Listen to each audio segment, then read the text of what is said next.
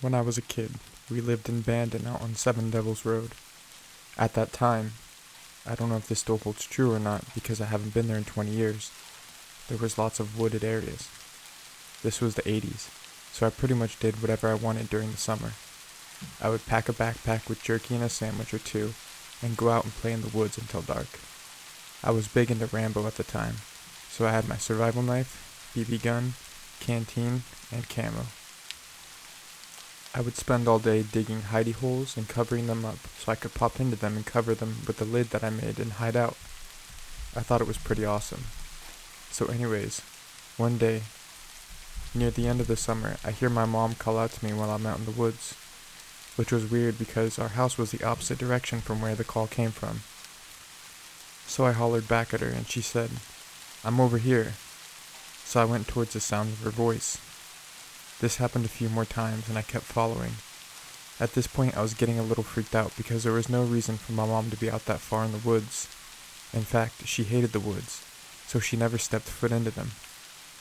So I turned around and started going back the way I came. Then she called out again, but this time her voice was really angry and it scared me silly, so I took off running. I heard her call my name a few more times as I bolted back towards home.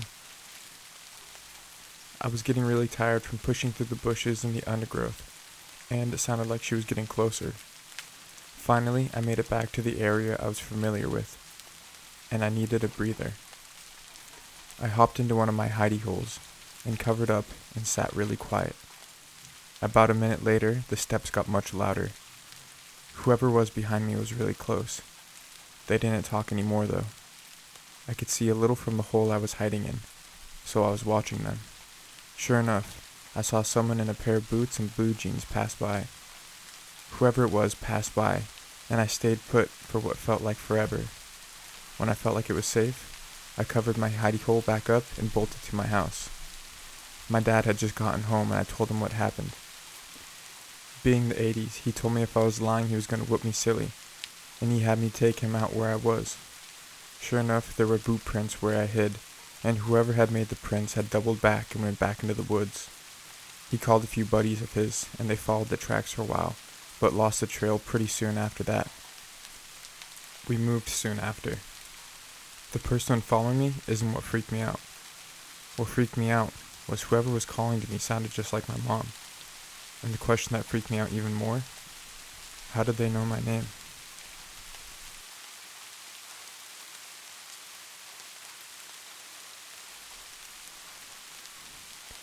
I feel I should preface this story with the statement that I am usually a skeptic when it comes to paranormal stories, albeit an open-minded one. I had never had an experience I would truly say was paranormal until this one. I have searched for hours on Google attempting to find a similar story from someone else and have had no luck. What really stands out for me is that there is an energy or feeling that accompanies the experience, and even remembering it still gives me this feeling and goosebumps. This is not something I would normally experience, and most people that know me would probably be surprised that I would have been spooked by much of anything. I am a veteran, and have spent years since leaving the military working in emergency rooms, specialized security, and doing other high adrenaline jobs, and I am not prone to being creeped out. I am hoping to find someone else who has had a similar experience, as I feel oddly compelled to relate to someone about this. With that, here it goes. A couple of months ago, I was driving with my wife down a rural highway in Oregon, returning home from a road trip to Crater Lake. We live on the coast, and the highway we were taking to get back is very curvy as it winds through the Cascade Mountain Range. It was dark as ink and probably about 11 p.m.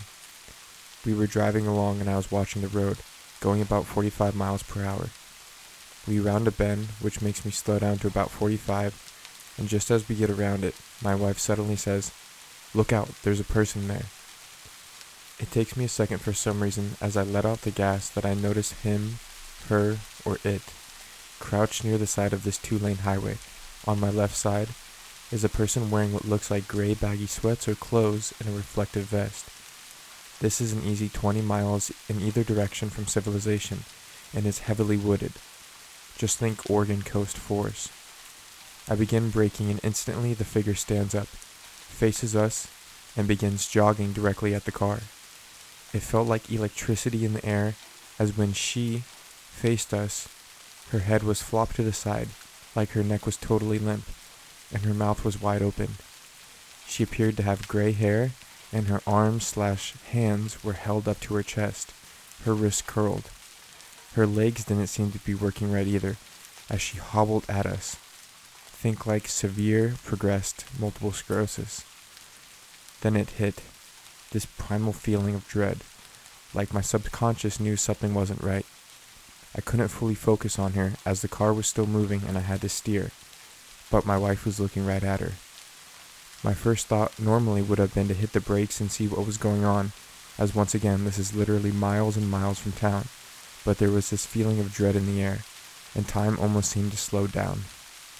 At the moment I hear my wife say, "Don't stop, just go." Instinctively, I accelerated. As we sped up, this lady was jogging right at us, and must have come within a foot of running into the side of our car as we went past her. We rounded the next bend, and I looked at my wife and just said, "What the hell was that? I should turn around. Who the hell jogs out here? What was wrong with her neck?" My wife just looks at me and says, "No, don't go back." I don't know what that was. I told her I couldn't look directly at her for long as I was focused on the road, but described what I saw and she confirmed she saw the same. She said when she came up to the side of the car, she was staring right at us, and my wife looked her in the eyes, but she didn't have any pupils and her expression just stayed the same, like frozen, mouth open. We scoured the news stories and I even contacted authorities. They advised us that no one was reported missing or hurt out there. I still get this strange, intense, electrified feeling every time I think about her, as does my wife. Anytime I talk about her, I am compelled to just refer to her as the person. All I know is it wasn't right. We now have coined her the floppy-headed jogger. Has anyone else experienced something like this?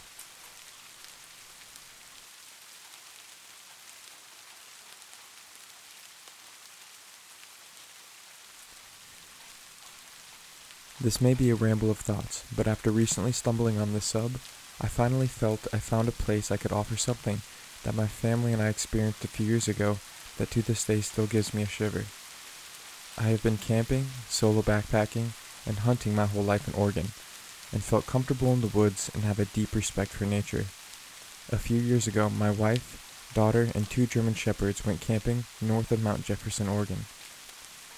I have included the coordinates of our campsite, which we found to be the perfect setup for us and our 2 dogs, who need the privacy since they are intimidating to other dog owners and can be loud when spooked.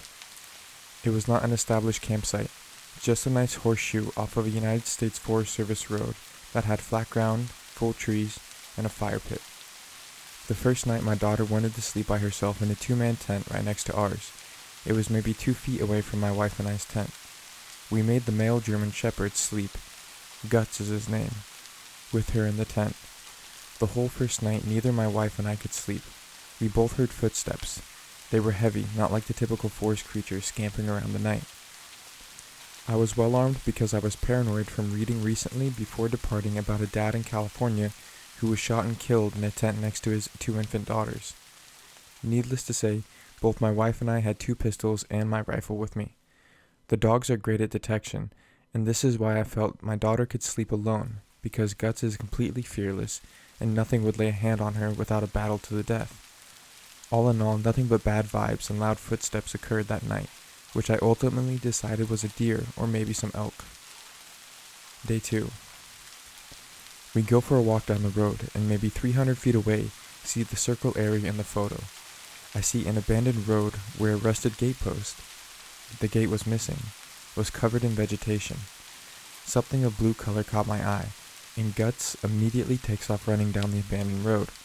My heart begins to race, because I think it's either another family camping like us, and he is going to get himself shot, or scare some innocent people to death, so I chase after him as fast as I can, and the rest follow.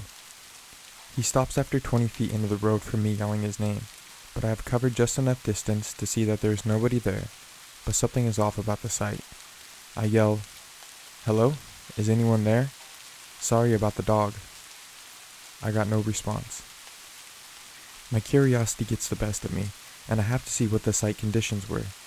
As I get closer, I know something is wrong. It had all the necessities of a campsite, including a cooler, propane burner, tent, blankets, folding table, but every single item had been completely destroyed, smashed and torn from what appeared to be claw marks. We all walked around in circles, puzzled why anyone would leave all their camping gear behind, including an expensive REI tent. I figured, well, someone left in a hurry, and animals got to the rest, as that was the only logical explanation. Still, a propane tank and cooler were flattened by something, and it certainly wasn't snowpack, with tree coverage in that spot. As the afternoon rolls in, me and my daughter are playing bocce ball at the campsite, and my wife goes walking maybe 70 feet north to do her business. I do not have direct line of sight on her, but all of a sudden, I see Guts make a mad dash straight towards her. Normally, he would always be with me unless he is called over and she didn't call for him. His speed and focus caught my attention, and I knew something weird was happening. So I ran over there, and my wife starts jogging at me, and I immediately draw my pistol. Guts has completely continued running into the forest another 100 feet before I call him, and he stops. My other dog, Leia, who never misses the opportunity to be the pack leader, is not taking point. I have had her now for 7 years, and this was the first time in her life she refused to leave my daughter's side. She was full hair raised and attached to us at the hip. Again, anytime we hike or play, Leia is up front bossing everything in her path, and pauses to look to see where we are and continues. I asked my wife what happened, and she said, I was trying to pee, and all of a sudden I felt all my hairs raise, and I knew someone was watching me. And then I saw Guts running towards me, so I just got up and started to move towards you. We spent 10 minutes looking around for signs of anything and saw no trails, broken branches, nothing to point to what or where something went. We decided we are spending one more night since it's too late to pack up and drive, but we will all be in the big tent together. Before we go to bed, I put a rope with a makeshift coin alarm around the perimeter of our campsite. I used a mint can and some coins and keys from our truck and zip-tied it so anything hitting the rope gave a little jingle. Very unsophisticated, but it puts my wife at ease. As I go to tie my last corner off at a tree near our tent, our third mystery item unveils itself. It looks like someone has done the exact same thing I have done with a rope that was so old and brown I didn't see it at first. It was broken and only a few pieces remained, but sure enough, it was tied at roughly the same height, 8 to 10 inches off the ground, and even had a few rusted washers on it. I immediately felt someone has stayed here before and put the same makeshift warning system on the same tree I am, maybe 10 to 15 years ago based on the condition of the rope. Perhaps my paranoia has reached a new height. But I had to make sure the girls felt we are safe, and at the time, the only thing I could think of was when the evening came around, I made them sit in the truck, and I fired a clip of my .45 into the dirt as a signal to whatever was out there that we were armed. I reassured the girls that anybody listening to that now knows we have 2 wolves and we are armed, and we are too risky of a target so we can sleep safely. That night we heard no footsteps, and the dogs never perked up and barked. We left early the next morning. Fast forward to today, and I watched the Amazon Missing 411 Hunted documentary, and I noticed a cluster smack dab close to where we were camped that weekend, and a flood of dread rushes to me as I think of that mysterious abandoned campsite with the ripped tent and smashed cooler and cooktop. We have been camping since and have enjoyed the beauty of the NW, but there was something about that place that possibly took or harmed someone else less than 300 feet away from where we are camped, and we all think our lucky stars Guts was doing his thing so well that afternoon. I really hope you guys enjoyed that video. It was the first video I've ever posted this channel, so if you could subscribe, it would mean a lot to me. Thanks for watching, and remember, never go camping in Oregon alone.